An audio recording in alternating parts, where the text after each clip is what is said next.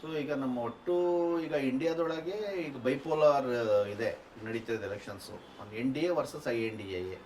So ನಾವು ಈಗ INDAನ ಸಪೋರ್ಟ್ ಮಾಡಬೇಕು, critical support. We should support INDA and we have to struggle with INDA ಅನ್ನೋದು ನಮ್ಮ ಪೊಸಿಷನ್. ಸೊ ಹಂಗಾಗಿ ಇವನ್ನೇ ಮಾಡಬೇಕಾಯಿತು. INDA ಅಲಯನ್ಸಲ್ಲಿ ಕರ್ನಾಟಕದಲ್ಲಿರುವಂಥದ್ದು ಈ ಓನ್ಲಿ ಮೇಜರ್ ಪಾರ್ಟಿ ಅಂದರೆ ಕಾಂಗ್ರೆಸ್, ನೋ ಅದರ್ ಪಾರ್ಟೀಸ್. ಅದರ ಅಲ್ಲಿನ ಪಾರ್ಟ್ನರ್ಸ್ ಆಗಿರುವಂಥ CPM ಇರ್ಬೋದು, ಆಮ್ ಆದ್ಮಿ ಪಾರ್ಟಿ ಇರ್ಬೋದು, ಅವುಗಳ ಸ್ಟ್ರೆಂತ್ ಎಲ್ಲ ವೆರಿ ನಾಮಿನಲ್ ಸ್ಟ್ರೆಂತ್ ಕರ್ನಾಟಕದಲ್ಲಿರುವಂಥದ್ದು. ಸೊ ಯಾರಿಗೂ ಕೂಡ ಒಂದು ಸೀಟ್ ಹಾಕಿ ಟಿಕೆಟ್ ತೊಗೊಂಡು ಸೀಟ್ ಹಾಕುವಂಥ ಸಿಚುವೇಷನ್ ಇಲ್ಲ. ಹಾಗಾಗಿ ಎಲ್ಲ ಕಾನ್ಸ್ಟಿಟ್ಯೂನ್ಸಿಲೂ ಓನ್ಲಿ ಕಾಂಗ್ರೆಸ್, ನಮ್ಗೆ ಹೆಚ್ಚು ಆಪ್ಷನ್ ಇಲ್ಲ. ಹಾಗಾಗಿ ನಾವಿಲ್ಲಿ ಕಾಂಗ್ರೆಸ್ನ ನಾವು ಇದು ಮಾಡಿದ್ವಿ. ಕಾಂಗ್ರೆಸ್ ಮೇಲೆ ನಾವು ಸತತ ಪ್ರೆಸರ್ ಆಗ್ತಾ ಇದ್ದೀವಿ. ಕಾಂಗ್ರೆಸ್ ಆ್ಯಕ್ಟಿವ್ ಆಗ್ತಾ ಇಲ್ಲ, ಕಾಂಗ್ರೆಸ್ ಮಾಡ್ತಾ ಇಲ್ಲ ಅನ್ನೋದು ಇದು ನಮ್ಮ ಒಟ್ಟು ಒತ್ತಡ. ಅವ್ರ ಜೊತೆ ಸುಮಾರು ಗುದ್ದಾಟ ಮಾಡಿದ್ದೀವಿ. ಅವ್ರ ವಾರ್ ಜೊತೆ ಗುದ್ದಾಡಿದ್ದೀವಿ, ಅವ್ರನ್ನ CMನ ಭೇಟಿ ಮಾಡಿದ್ದೀವಿ, ಅವ್ರ ಮಿನಿಸ್ಟರ್ಸ್ನ ಭೇಟಿ ಮಾಡಿದ್ದೀವಿ, ಕ್ಯಾಂಡಿಡೇಟ್ಸ್ನ ಭೇಟಿ ಮಾಡಿದ್ದೀವಿ. ಸಿಕ್ಕಾಪಟ್ಟೆ ಜಗಳ ನಡೆದಿದೆ ಅವ್ರ ಜೊತೆ. ನಮಗೆ ನೀವು ಯಾಕೆ ಕೆಲಸ ಶುರು ಮಾಡ್ತಾ ಇಲ್ಲ, ಯಾಕೆ ಇದನ್ನು ಮಾಡ್ತಾ ಇಲ್ಲ ಅಂತೇಳಿ. ಸೊ ಹಾಗಾಗಿ ಒಟ್ಟು ಡಿಲೇ ಮಾಡಿದ್ರು. ಆ್ಯಕ್ಚುಲಿ ನಮ್ಮ ಪ್ರಕಾರ ಕಾಂಗ್ರೆಸ್ ಇನ್ನೂ ಸ್ವಲ್ಪ ಮೊದಲು ಕೆಲಸ ಶುರು ಮಾಡಿದರೆ ಭಾಳ ಚೆನ್ನಾಗಿ ಮಾಡ್ಬೋದಾಗಿತ್ತು. ಸೊ ಇದು ಸೌತಲ್ಲಿ ಒಂದು ಓವರಾಲ್ ನಮಗೆ ನಾವೇನು 13 ಮಾಡೋದು, ಒಂದು 2 ಅಪ್ಸ್ ಆ್ಯಂಡ್ ಡೌನ್ಸ್ ಇದೆ. ಅದರಲ್ಲೂ ಕೂಡ ಒಂದೇ ಟೈಪ್ ಅಲ್ಲ ನಮಗೆ, ಬಟ್ ಓವರಾಲ್ ಭಾಳ ಒಂದು ಇದಾಗೇ ಆಯಿತು. ಸೌತ್ಗಿಂತ ನಾರ್ತ್ ಇನ್ನೂ ಇಂಪ್ಯಾಕ್ಟ್ಫುಲ್ ಆಯಿತು ಕ್ಯಾಂಪೇನ್. ಯಾಕೆ ಅಡ್ವಾಂಟೇಜ್ ಏನಪ್ಪ ಅಂದರೆ, ಸೌತ್ ಕ್ಯಾಂಪೇನ್ ಮುಗಿದ ತಕ್ಷಣ ನಾವು ಎಲ್ಲ ಟೀಮ್ ಲೀಡರ್ಸ್ನ ಶಿಫ್ಟ್ ಮಾಡಿಬಿಟ್ವಿ. ಟೀಮ್ ಲೀಡರ್ಸ್ ಮತ್ತು ಕೀ ವಾಲಂಟಿಯರ್ಸ್ನ ನಾವು ಇಲ್ಲಿಂದ ಅಲ್ಲಿಗೆ ಶಿಫ್ಟ್ ಮಾಡಿಬಿಟ್ವಿ. ಹಾಗಾಗಿ ಅಲ್ಲಿ ಎನರ್ಜಿ ಸ್ಟ್ರೆಂಥನ್ ಆಯಿತು. ಆಲ್ರೆಡಿ ಅಲ್ಲಿ ಇದ್ದು ಟೀಮ್ಸು ಪ್ಲಸ್ ಈ ಟೀಮ್ಸ್ನ ಹೋಗಿ ಜಾಯ್ನ್ ಆದವು. ಹಾಗಾಗಿ ಇಬ್ಬರು ಸೇರಿದ್ರಿಂದ ಅಲ್ಲಿ ಸ್ಟ್ರೆಂತ್ ಅನ್ನೋಂಥದ್ದು ಭಾಳ ಇಂಪ್ರೂವ್ ಆಯಿತು. ಸೊ ಹಿಂಗೆ ಏನು ಮಾಡ್ಬೇಕು ನಾವು ಅವ್ರ ಜೊತೆ? ಸೊ ಹಿಂಗೆ ಭಾಳ ಪ್ರಾಬ್ಲಮ್ ಕ್ಯಾಂಡಿಡೇಟ್ಸ್ಗಳ ಜೊತೆ ಎಲ್ಲ ಕೂಡ. ಯಾಕಂದರೆ ಈ ನಾರ್ದನ್ ಪಾರ್ಟ್ನ ಏನಿದೆ, ಇವು ಕ್ಯಾಂಡಿಡೇಟ್ಸ್ಗಳೆಲ್ಲ ಏನಿದ್ದಾರೆ, everybody from the various feudal backgrounds. So overall ಹೆಂಗೆ ಕಾಣಿಸ್ತಿತ್ತಪ್ಪ ಅಂದರೆ, Karnataka Congress is full of ಒಂದು 14 ಫ್ಯೂಡಲ್ ಫ್ಯಾಮಿಲೀಸ್. ಅವರ ರಿಲೇಟಿವ್ಸು ಅವ್ರ ಮಕ್ಕಳನ್ನು ತಗೊಂಡು ಎಲೆಕ್ಷನ್ ನಿಂತುಬಿಟ್ಟಿದ್ದಾರೆ. ಬಂದು ಹಂಗೆ ನೋಡ್ಬೇಕಂದ್ರೆ ಭಾಳ ಎನರ್ಜಿ ಜೊತೆ ಕೆಲಸ ಮಾಡಿದ್ರು ಸಿವಿಲ್ ಸೊಸೈಟಿನೇ, ಡೌಟೇ ಇಲ್ಲ. ಬರೀ ಎದ್ದೇಳು ಕರ್ನಾಟಕ ನಾನು ಹೇಳ್ತಾ ಇಲ್ಲ. ಈವನ್ DSS ಇರ್ಬೋದು, ರೈತ ಸಂಘಟನೆಗಳು ಇರ್ಬೋದು, ಬೇರೆ ಬೇರೆ ಆದಿವಾಸಿ ಸಂಘಟನೆಗಳು ಇರ್ಬೋದು, ಎಲ್ಲರೂ ಕೂಡ ಎವ್ರಿಬಡಿ ಯಾರು ಗ್ರೌಂಡಲ್ಲಿ ಸುಮ್ಮನೆ ಇರಲಿಲ್ಲ. ಅವ್ರವ್ರ ಎನರ್ಜಿಯಲ್ಲಿ, ಅವ್ರವ್ರ ಶಕ್ತಿಯಲ್ಲಿ ಏನೇನು ಮಾಡಬೇಕು ಎಲ್ಲರೂ ಮಾಡ್ತಾಯಿದ್ರು. ಫುಲ್ ಇಂಟೆನ್ಸಿವ್ ಆಗಿ ತಲೆ ಕೆಡಿಸ್ಕೊಂಡು ಹಗಲು ರಾತ್ರಿ ಬಿಸಿಲು ಮಳೆ ಅಂದಲ್ಲಿ ಓಡಾಡ್ತಾಯಿದ್ರು. ಅಂದರೆ ಒಂದು ಮುಂದಿನ ಬರಲಿರುವಂಥ ಸಮಾಜದ ಅಪಾಯ ತಲೆಯಲ್ಲಿ ಇರೋದರಿಂದ, ಇವರೆಲ್ಲ ಅವೇರ್ ಆಗಿರೋದ್ರಿಂದ, ಒಂದು ವೇಳೆ ಮತ್ತೆ BJPನ ಪವರಿಗೆ ಬಂತು ಅಂದರೆ ಏನಾಗುತ್ತೆ ದೇಶದ ಕತೆ ಅನ್ನುವಂಥ ಚಿಂತೆ ಇರೋದರಿಂದ ಇವರಲ್ಲಿ ಆ ಪ್ಯಾಷನ್ ಇತ್ತು.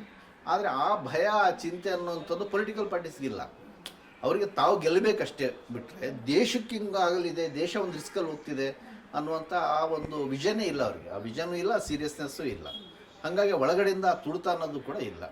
ಮತ್ತು BJP ಕಡೆಯಿಂದ ಏನಿತ್ತು, BJP ಕಡೆಯಿಂದ ಲಾಸ್ಟ್ ಟೈಮ್ ಎಲ್ಲವೂ ಕೂಡ ಇನ್ನು ನಾವು ಒಂದು ಕಿಲ್ಲಿಂಗ್ ಇನ್ಸ್ಟಿಂಕ್ಟ್ ಇತ್ತು. ಈ ಕಾಂಗ್ರೆಸ್ನ ಫಿನಿಷ್ ಮಾಡಬೇಕು, ನಾವು ಬರಬೇಕು, ಮೋದಿ ಒಂದು ಜೈಗಂಟಿಕ್ ಫಿಗರು, ನಾವೇನೋ ಮಾಡಿಬಿಡ್ತೀವಿ, ಹಿಂದೂ ರಾಷ್ಟ್ರ ಕಟ್ತೀವಿ ಅಂತ ಇತ್ತು. ಬಟ್ ಈಗ 10 ವರ್ಷ ಟೂಸ್ಪಟಾಗಿ ಆಗ್ಬಿಟ್ಟಿದೆ. ಈಗ ಅವ್ರಿಗೆ ಅದ್ರ ಮೇಲೆ ವಿಶ್ವಾಸ ಇಲ್ಲ. ಈಗ ಅವ್ರಿಗೆ ಹೇಳ್ಕೊಳಕ್ಕೆ ಏನೂ ಇಲ್ಲ, ಹೆಮ್ಮೆಯಿಂದ ಹೇಳ್ಕೊಳಕ್ಕೆ ಏನೂ ಇಲ್ಲ. ಏನೋ ಒಂದು ಬಂದು ಹೇಳ್ಬೇಕಲ್ಲ, ನಾವು ಹಿಂಗೆ ಮಾಡಿದ್ವಿ ಅಂತ ಹೇಳ್ಬಿಡೋದು. ಭಾಳ ಅಭಿವೃದ್ಧಿ ಮಾಡಿಬಿಟ್ಟಿದ್ದಾರೆ, ಸಿಕ್ಕಾಪಟ್ಟೆ ರೋಡ್ ಮಾಡಿದ್ದೀವಿ, ಅಭಿವೃದ್ಧಿ ಮಾಡಿದ್ವಿ, ರೋಡ್ ಮಾಡಿದ್ವಿ, ಅಷ್ಟೇ 2 ಪದ ಬಿಟ್ಟರೆ ಇನ್ನೇನು ಹೇಳೋಕ್ಕೆ ಏನೂ ಇಲ್ಲ ಅವರಿಗೆ. 3ನೇದು ಹೇಳೋಕ್ಕಿಲ್ಲ ಅವ್ರ ಮುಂದೆ. ಸೊ ಹಾಗಾಗಿ ಅವ್ರ ಕಡೆಯಿಂದನೂ ಎನರ್ಜಿ ಇಲ್ಲ. ಸೊ ಹಾಗಾಗಿ ಓವರಾಲ್ ಎನರ್ಜಿ ಅನ್ನೋಂಥದ್ದು ಗ್ರೌಂಡಲ್ಲಿ ಡೌನೇ ಇತ್ತು. ಸಿವಿಲ್ ಸರ್ವಿಸ್ ಭಾಳ ಪ್ಯಾಷನೇಟ್ ಆಗಿತ್ತು.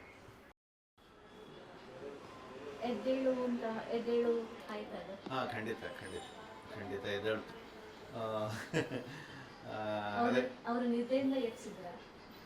ಅದು ನಿಜ ಹೇಳಬೇಕು ಅಂತ ಹೇಳಿದ್ರೆ, ಒಂದು ಎದ್ದೇಳುವ ಕಡೆ ಪ್ರೋಸೆಸ್ ಶುರು ಆಗ್ಬಿಟ್ಟಿದ್ದು. ನಾವೇ ಎಬ್ಬರಿಸಿದ್ವಿ ಅಂತ ಹೇಳೋಕ್ಕಾಗಲ್ಲ. ಆ್ಯಕ್ಚುಲಿ ನನಗನ್ಸಿರೋದು ನಾವು ಅದನ್ನು ಕರೆಕ್ಟಾಗಿ ಗ್ರಾಸ್ಪ್ ಮಾಡಿದ್ವಿ ಅಂತ ಅನ್ನಿಸ್ತದೆ. ಒಟ್ಟು ದೇಶದ 3 ಪಲ್ಸ್ ನಾವು ಚೇಂಜ್ ಮಾಡಿ, ಒಟ್ಟು ಇದ್ರ ಬಗ್ಗೆ ಅಸಮಾಧಾನ ಬೆಳೀತಿದೆ, ಆಕ್ರೋಶ ಬೆಳೀತಾ ಇದೆ, ಜನ ಇದನ್ನು ಅಪೋಸ್ ಮಾಡಬೇಕು ಅಂತ ಬಯಸ್ತಿದ್ದಾರೆ. ಆದರೆ ಅದನ್ನು ಇನ್ನೂ ಸರಿಯಾಗಿ ಆರ್ಟಿಕ್ಯುಲೇಟ್ ಆಗ್ತಿಲ್ಲ. ಅದನ್ನು ಅವ್ರದ್ದು ಏನು ಹೇಳಕ್ಕೆ ಬಯಸ್ತಿದ್ದಾರೆ, ಸರಿ ಇಲ್ಲ ಅಂತ ಅನ್ನಿಸ್ತಿದೆ. ಬಟ್ ಅದನ್ನು ಸರಿಯಾಗಿ ಆರ್ಟಿಕ್ಯುಲೇಟ್ ಆಗಬೇಕು ಮತ್ತು ಎಲ್ಲ ಯುನೈಟಾಗಿ ಒಂದು ಎನರ್ಜಿ ಕ್ರಿಯೇಟ್ ಆಗಬೇಕು. ಸೊ ಹಂಗಾಗಿ ಎದ್ದೇಳು ಕರ್ನಾಟಕ ಅದನ್ನು ಸರಿಯಾಗಿ ಗ್ರಾಸ್ ಮಾಡಿ, ಯಾಕಂದರೆ ಎದ್ದೇಳು ಕರ್ನಾಟಕ ವಿಶ್ವಾಸ ಇಟ್ಟಿದ್ದು ಈ ಅಪೋಸಿಷನ್ ಪಾರ್ಟೀಸ್ ಮೇಲಲ್ಲ, ಯಾರ ಮೇಲಲ್ಲ, ಜನರ ಮೇಲೇ. ಆ್ಯಕ್ಚುಲಿ ಜನರಿಗೆ ಸಾಕಾಗಿದೆ, ಜನ ಇದನ್ನು ಅಪೋಸ್ ಮಾಡ್ತಾರೆ. ನಾವು ಸತತವಾಗಿ ಹೋಗಿ ಜನರ ಹತ್ರ ಮಾತಾಡಿದ್ರೆ ಮತ್ತು ಅವ್ರು ಯುನೈಟ್ ಮಾಡಿದ್ರೆ ಅವರು ಎದ್ದೇಳ್ತಾರೆ, ಬರ್ತಾರೆ ಅನ್ನೋಂಗೇನೆ ಇತ್ತು. ಯಾವ ಕಮ್ಯುನಿಟಿ ಇಲ್ಲ ಪೂರ್ತಿ BJP ಕಡೆ ಹೋಗಿದೆ, ಆ ಕಮ್ಯುನಿಟಿನೂ ಎದ್ದೇಳಲ್ಲ. ಫಾರ್ ಎಕ್ಸಾಂಪಲ್ ಲಿಂಗಾಯತ್ ಕಮ್ಯುನಿಟಿ ಇಲ್ಲ, ಪೂರ್ತಿ ಅವ್ರ ಜೊತೆ ಹೋಗ್ಬಿಟ್ಟಿದೆ, ಬರೋದಿಲ್ಲ ಅನ್ನಂಗೆ ಇತ್ತು. ಬಟ್ ನಮಗೊಂದು ವಿಶ್ವಾಸ ಇತ್ತು, ಅವ್ರ ಹತ್ರ ಹೋಗಿ ನಾವು ಮಾತಾಡಿದರೆ, ರೈತರ ವಿಚಾರವನ್ನು ಮಾತನಾಡಿದ್ರೆ, ಅದರಲ್ಲೂ ಬಸವಣ್ಣವ್ರ ವಿಚಾರ ಮಾತಾಡಿದರೆ ಅಲ್ಲಿಂದಲೂ ಕೂಡ ಮೂವ್ ಆಗ್ತದೆ. ಯಾರು ಕೂಡ ಜನ ಮೂರ್ಖರಲ್ಲ. ಕೆಲವರು ಕೂಡ ಅಂಧ ಭಕ್ತರು ಇರ್ಬೋದು, ಆದರೆ ಜನರು ಮೂರ್ಖರಲ್ಲ, ಜನ ಜಾಗೃತಗೊಳ್ತಾರೆ ಅಂತಿತ್ತು. ಒಟ್ಟು ನಾವು ಈ ಸರಿ ಎಲ್ಲ ನೋಡ್ದಂಗೆಲ್ಲ ಕೂಡ ಅರ್ಥ ಮಾಡ್ಕೊಂಡಂಗೆ ಅದು ಕರ್ನಾಟಕದಲ್ಲಿ ಇರ್ಬೋದು, ಭಾರತದಲ್ಲಿ ಇರ್ಬೋದು, ಇವತ್ತು ಆ ಮೂಡ್ ಟರ್ನ್ ಆಗಿದೆ. ಜನ ವಿಮರ್ಶೆ ಮಾಡ್ತಾರೆ. ನೀವು ಜಸ್ಟ್ ಸೋಷಿಯಲ್ ಮೀಡಿಯಾ ನೋಡಿದ್ರೆ ಸಾಕು, ಅದು ಎಷ್ಟು ಕ್ರಿಯೇಟಿವ್ ಎನರ್ಜಿ ಹೊರಗೆ ಬರ್ತಾ ಇದೆ, ಎಷ್ಟು ಪ್ರಶ್ನೆ ಮಾಡ್ತಾ ಇದ್ದಾರೆ, ಎಷ್ಟು ಪಾಯಿಂಟೆಡ್ ಆಗಿ ಅದು ಮಾಡ್ತಾ ಇದ್ದಾರೆ, ಮತ್ತು ಎಷ್ಟು ಒಂದು ಆರ್ಟ್ಫುಲ್ಲಾಗಿ ಒಂದು ಎಫೆಕ್ಟಿವ್ ಆಗಿ ಅದನ್ನು ಮುಂದಕ್ಕೆ ತರ್ತಿದ್ದಾರೆ ಅಂತ ಹೇಳಿದ್ರೆ ಅದು ಕಲ್ಪನೆ ಮಾಡೋಕ್ಕಾಗಲ್ಲ, ಅಷ್ಟು ರೀತಿಯಲ್ಲಿ ಬಂದಿದೆ. ಕೆಲವು ಕ್ಯಾಂಪೇನ್ಸು ಮನೆಗೆ ಹೋಗಿ ಮಾಡಿದ್ದಾರೆ, ಅಂದರೆ ಟೀಮ್ನ ಅದರ ಕೆಪಾಸಿಟಿನ ನೋಡಿಕೊಂಡು. ಬಟ್ ಅದರ ಇನ್ನೂ ಸ್ವಲ್ಪ ಆರ್ಗನೈಸರ್ಸ್ ಆರ್ಟಿಕ್ಯುಲೇಟ್ ಮಾಡುವಂತಹ ಟೀಮ್ ಇತ್ತು ಅಂದರೆ ಅವರ ಫೋಕಸ್ ಎಲ್ಲನೂ ಭೇಟಿ ಮಾಡೋಂಥದ್ದಲ್ಲ, ಆ ಬೂತಲ್ಲಿ ಇರುವಂತಹ ಲೀಡರ್ಸ್ನ ಭೇಟಿ ಮಾಡೋಂಥದ್ದು, ಕಮ್ಯುನಿಟಿ ಲೀಡರ್ಸ್ನ. ಅಲ್ಲಿ ಮುಸ್ಲಿಂ ಲೀಡರ್ಸ್ ಇರ್ಬೋದು, ದಲಿತ್ ಲೀಡರ್ಸ್ ಇರ್ಬೋದು, ಲಿಂಗಾಯತ್ ಲೀಡರ್ಸ್ ಇರ್ಬೋದು, ಒಟ್ಟು ಏನು ಮೇಜರ್ ಕಮ್ಯುನಿಟೀಸ್ ಆ ಏರಿಯಾದಲ್ಲಿದ್ದಾವೆ ಅವರ ಲೀಡರ್ಸ್ನ ಭೇಟಿ ಮಾಡೋವಂಥದ್ದು. ಭೇಟಿ ಮಾಡಿ ನೀವು ಇನಿಷಿಯೇಟಿವ್ ತೊಗೊಳ್ಬೇಕು, ನಿಮ್ಮ ಕಮ್ಯುನಿಟಿನ ನೀವು ಆರ್ಗನೈಸ್ ಮಾಡಬೇಕು, ನೀವು ಇಲ್ಲಿಂದ ಅವ್ರನ್ನ ಹೊರಗೆ ಕರ್ಕೊಂಬರಬೇಕು, ವೋಟಿಂಗ್ ಪರ್ಸೆಂಟೇಜ್ನ ರೈಸ್ ಮಾಡಬೇಕು. ಆಲ್ರೆಡಿ ಈ ಕಡೆ ಭಾಗದಲ್ಲಿದ್ದರೆ ನೀವು ವೋಟಿಂಗ್ ಪರ್ಸೆಂಟೇಜ್ ರೈಸ್ ಮಾಡಬೇಕು. ಹಂಗೆ ಅವ್ರಿಗೆ ಟಾಸ್ಕ್ ಕೊಟ್ಟು ಅವ್ರನ್ನ ಎಂಪವರ್ ಮಾಡೋದು ನಮ್ಮ ಕೆಲಸ. ಆವಾಗ ನಾವು ಈ ತಂದಿರುವಂಥ ಬುಕ್ಲೆಟ್ಸು ಇದೆಲ್ಲ ಕೂಡ ಕೊಡ್ತಾ ಇದ್ವಿ. ಸೊ ಇದಂತೂ ಕನ್ನಡದಲ್ಲಿ ನಮ್ದು ಏನು ಬಂತು, ಇದು ಅನುಭವಿಸೋದು ಸಾಕು, ಇದು ಒಂದು ಟೈಪ್ ಸೂಪರ್ ಹಿಟ್ ಅಂತ ಹೇಳಬೇಕು. ಅಯ್ಯೋ ಅಯ್ಯೋ ಇದು ಎಷ್ಟು ಕೆಲಸ ಮಾಡಿದೆ ಅಂದರೆ ನಾವು ಕಲ್ಪನೆ ಮಾಡೋಕ್ಕಾಗಲ್ಲ, ಇದು ಅಷ್ಟು ಕೆಲಸ ಮಾಡಿಬಿಡ್ತಿದ್ವು ಎಲ್ಲ ಕಡೆ. ಇದು ಎಷ್ಟು ಡಿಮ್ಯಾಂಡ್ ಅಂದರೆ ನಮಗೆ ಲಾಸ್ಟಿಗೆ ಪ್ರಿಂಟ್ ಮಾಡ್ಸೋಕ್ಕಾಗಲಿಲ್ಲ. ಇದು 7 ಲ್ಯಾಂಗ್ವೇಜಲ್ಲಿ ಬಂತು, ಇದು ಬೇರೆ ಬೇರೆ ಲ್ಯಾಂಗ್ವೇಜೆಲ್ಲ ಬಂದಿದೆ. ನಾವಿಲ್ಲಿ ಕನ್ನಡ, ಇಂಗ್ಲೀಷ್, ಉರ್ದು 3 ಲ್ಯಾಂಗ್ವೇಜಲ್ಲಿ ಪ್ರಿಂಟ್ ಮಾಡಿದ್ವಿ. ಇದಲ್ಲದೆ ಹಿಂದಿ, ತಮಿಳ್, ತೆಲುಗು, ಮಲಯಾಳಂ, ಬೆಂಗಾಲಿ ಇಷ್ಟು ಲ್ಯಾಂಗ್ವೇಜಲ್ಲಿ ಬೇರೆ ಕಡೆಯೂ ಬಂದಿದೆ ಇದು. ಸೊ ಇಲ್ಲಿ ನಾವು 3 ಲ್ಯಾಂಗ್ವೇಜಲ್ಲಿ ಪ್ರಿಂಟ್ ಮಾಡಿದ್ವಿ. ಇದು 10 ವರ್ಷದಲ್ಲಿ ಮಾಡಿರುವಂಥ ದುರಾಡಳಿತವನ್ನು ನಾವು ಸಿಂಪಲ್ ಒಂದು 10 ಆಸ್ಪೆಕ್ಟ್ಸಲ್ಲಿ ತಂದಿದ್ದೀವಿ. ಇದು ಸಮಪ್ ಮಾಡಿಬಿಟ್ಟಿದ್ವಿ ಇದರೊಳಗೆ. ಬಟ್ ಭಾಳ ಸರಳ ಮನುಷ್ಯರಾಗಿ ಒಂದು 7th ಸ್ಟ್ಯಾಂಡರ್ಡ್ ಓದಿದ್ರು ಕೂಡ ಅದು ಅರ್ಥ ಆಗಬೇಕು ಏನಿದ್ರೊಳಗೆ ಹೇಳ್ತಾ ಇದ್ದೀವಿ. ಮೋದಿ ಬಂದು ಏನು ಮಾಡಿದ್ರು, 10 ದ್ರೋಹಗಳು ಮಾಡಿದ್ದಾರೆ. ಯಾವ್ಯಾವ ದ್ರೋಹಗಳು ಮಾಡಿದ್ದಾರೆ?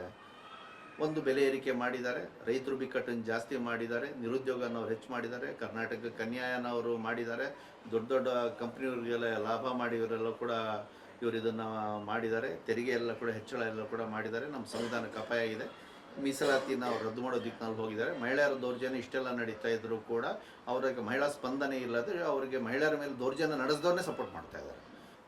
ಸೊ ಈಗ ಫಸ್ಟ್ ಟೈಮ್ ನೀವೆಲ್ಲ ಸೇರಿಕೊಂಡು ಒಂದು ಪೊಲಿಟಿಕಲ್ ಐಡಿಯಾಲಜಿ ಬಿಲ್ಡ್ ಮಾಡ್ತಾ ಇದ್ದೀರಾ ಅಲ್ವಾ? ಹೌದು, ಅದು ಒಂದು ರೀತಿಯಲ್ಲಿ ಪರಿಸ್ಥಿತಿ ಎಲ್ಲಿಗೆ ಬಂದಿದೆಯಪ್ಪ ಅಂದರೆ ಈಗ ಸರ್ವೈವಲ್ ಕ್ವಶನ್ ಆಗಿಬಿಟ್ಟಿದೆ. ಯಾವಾಗಲೂ ಕೂಡ ಒಂದು ಬೇಕು ಅನ್ನೋದು ಬೇರೆ, ಒಂದು ಇಲ್ಲ ನಾಶ ಆಗ್ತೀವಿ ಅನ್ನೋದು ಬಂದಾಗ ಬರುವಂತಹ ಎನರ್ಜಿನೇ ಬೇರೆ. ಈಗ ಒಂದು ಯಾವಾಗಲೂ ಕೂಡ ಪವರ್ಫುಲ್ ಸ್ಟ್ರಗಲ್ ಯಾವುದಪ್ಪ ಅಂದರೆ ಸರ್ವೈವಲ್ ಸ್ಟ್ರಗಲ್ಲೇ. ಮೋದಿ ಎಷ್ಟು ಮಟ್ಟಿಗೆ ಪುಷ್ ಮಾಡಿದ್ರು ಎಲ್ಲ ಕಮ್ಯುನಿಟೀಸ್ನ ಅಂತ ಹೇಳಿದ್ರೆ ಅದು ಬರೀ ಮೈನಾರಿಟೀಸ್ ಮಾತ್ರ ಅಲ್ಲ, ಮೈನಾರಿಟೀಸ್ ಇರ್ಬೋದು, ದಲಿತ್ಸ್ ಇರ್ಬೋದು, ರೈತರನ್ನಿರ್ಬೋದು, ಕಾರ್ಮಿಕರನ್ನಿರ್ಬೋದು, ಮಹಿಳೆಯರನ್ನಿರ್ಬೋದು, ಹೆಂಗೆ ಪುಷ್ ಮಾಡಿದ್ದಾರೆ ಅಂತ ಹೇಳಿದ್ರೆ ಅದರಲ್ಲಿರುವಂತಹ ಜಾಗೃತ ಶಿಕ್ಷಣ ಅದು ಅರ್ಥ ಆಗಿದೆ. ಇದು ನಮ್ಮನ್ನು ನಾಶ ಮಾಡಕ್ಕೆ ಬಿಡ್ತಾರೆ, ಇವರು ಇಡೀ ದೇಶ ನಾಶ ಮಾಡ್ತಾರೆ, ನಮ್ಮನ್ನು ನಾಶ ಮಾಡಿಬಿಡ್ತಾರೆ. ಈ ಸರಿ ನಾವು ಮಾಡಲಿಲ್ಲ ಅಂದರೆ, ಈ ಸರಿ ತಳ್ಳಿಲ್ಲ ಅಂದರೆ ನಮ್ಗಳಿಗಾಲ ಇಲ್ಲ.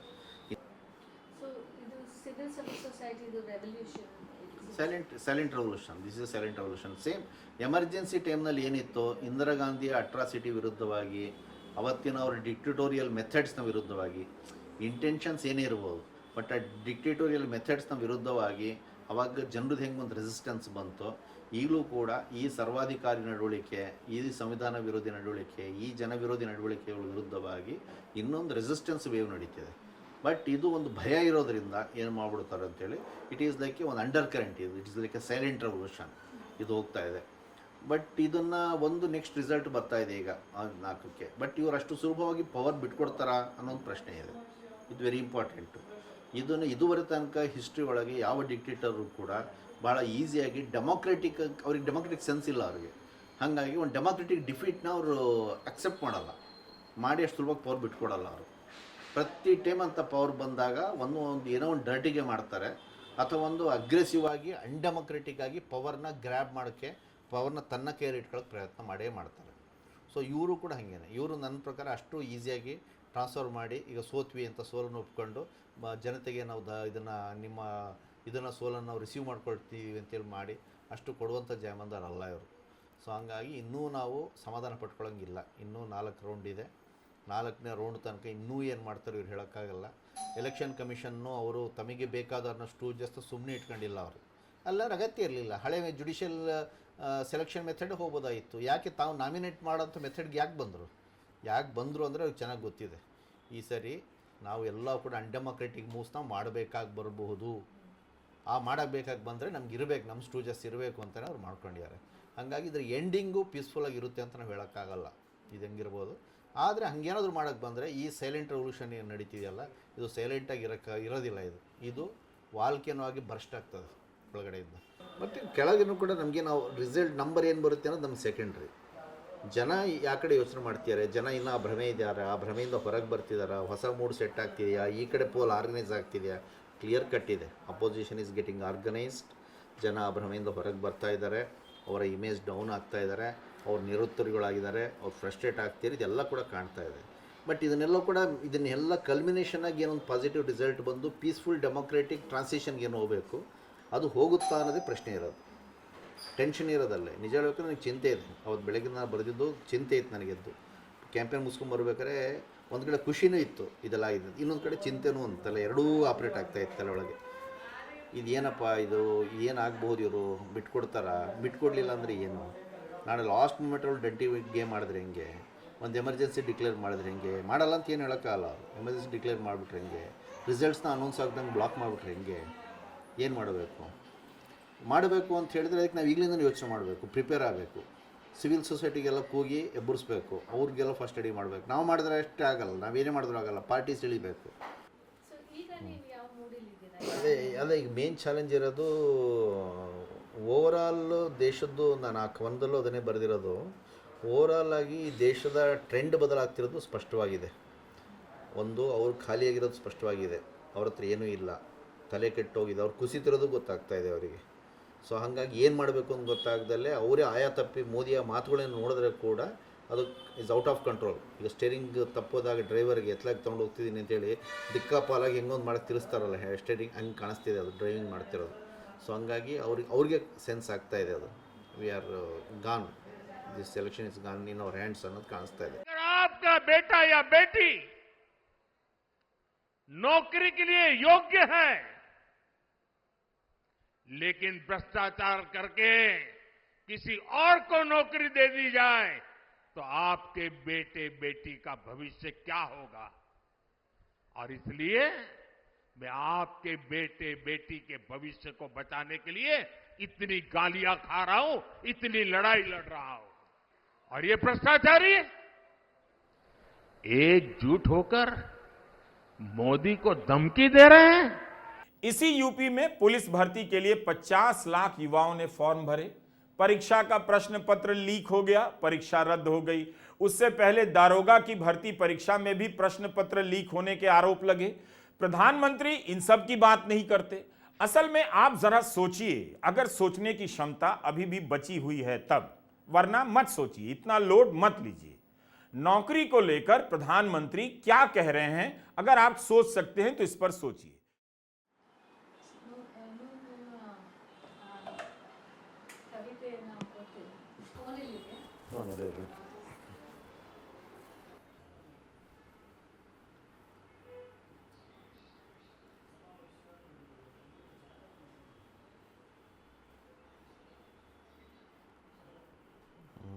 ಓಕೆ,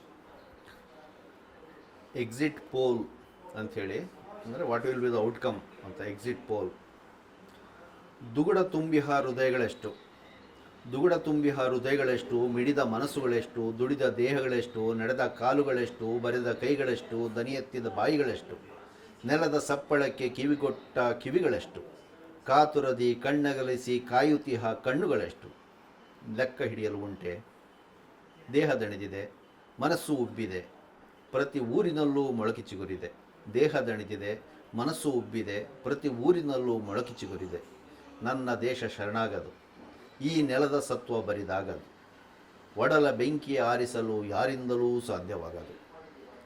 ಕರುನಾಡು ಎದ್ದಿದ್ದು ಸತ್ಯ, ಸಹೃದಯಗಳು ಜೊತೆಗೂಡಿದ್ದು ಸತ್ಯ, ಹಗಲಿರುಳು ದುಡಿದದ್ದು ಸತ್ಯ, ಗಾಳಿಯ ದಿಕ್ಕು ಬದಲಾಗಿದ್ದೂ ಸತ್ಯ, ಅವರು ಬರಿದಾಗಿದ್ದೂ ಸತ್ಯ, ಬಯಲಾಗಿದ್ದೂ ಸತ್ಯ, ಬೆತ್ತಲಾಗಿದ್ದೂ ಸತ್ಯ, ಬೆದರಿ ಕಂಗಾಲಾಗಿರುವುದೂ ಸತ್ಯ, ಮತಿಗೆಟ್ಟು ಮಾತನಾಡುತ್ತಿರುವುದೂ ಸತ್ಯ, ಸುಳ್ಳುಗಳ ಸುರಿಮಳೆ ಸುರಿಸುತ್ತಿರುವುದೂ ಸತ್ಯ, ಒಗ್ಗೂಡುತ್ತಿರುವ ನಮ್ಮೊಳಗೆ ಒಡಕು ಮೂಡಿಸಲು ವಿಷ ಕಕ್ಕುತ್ತಿರುವುದೂ ಸತ್ಯ.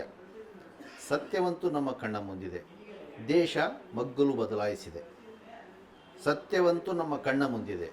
ದೇಶ ಮಗ್ಗಲು ಬದಲಾಯಿಸಿದೆ. ಆದರೆ ಅರಮನೆಯ ಅಡುಗೆ ಮನೆಯಲ್ಲಿ ಸಂಚಿನ ಪಾಕವಿನ್ನೂ ಕುದಿಯುತ್ತಿದೆ. ಅರಮನೆಯ ಅಡುಗೆ ಮನೆಯಲ್ಲಿ ಸಂಚಿನ ಪಾಕವಿನ್ನೂ ಕುದಿಯುತ್ತಿದೆ. ಕಪಟ ತುಂಬಿದ ರಾಜ್ಯದಲ್ಲಿ ಕಣ್ಕಟ್ಟಿನ ತಟ್ಟೆ ಮುಂದೆ ಬಂದರೂ ಅಚ್ಚರಿಯಿಲ್ಲ. ಕಪಟ ತುಂಬಿದ ರಾಜ್ಯದಲ್ಲಿ ಕಣ್ಕಟ್ಟಿನ ತಟ್ಟೆ ಮುಂದೆ ಬಂದರೂ ಅಚ್ಚರಿಯಿಲ್ಲ. ಗೆದ್ದರೂ ಇದು ಶಾಶ್ವತ ಗೆಲುವಲ್ಲ, ಸೋತರೂ ಇದು ನಮ್ಮ ಸೋಲಲ್ಲ. ಈ ದೇಶ ಸೋಲಲು ಸಾಧ್ಯವೇ ಇಲ್ಲ. ಮೋಸದ ಅಂಕಿಯನ್ನು ಮುಂದಿಕ್ಕಬಹುದು, ಆದರೆ ಗಾಳಿಯ ದಿಕ್ಕನ್ನು ಬದಲಿಸಲು ಸಾಧ್ಯವಾಗದು. ಋತುಗಾಳಿಯ ಕೆಣಕಿದರೆ ಸುಂಟರ ಗಾಳಿಯಾಗುವುದು ತಪ್ಪದು.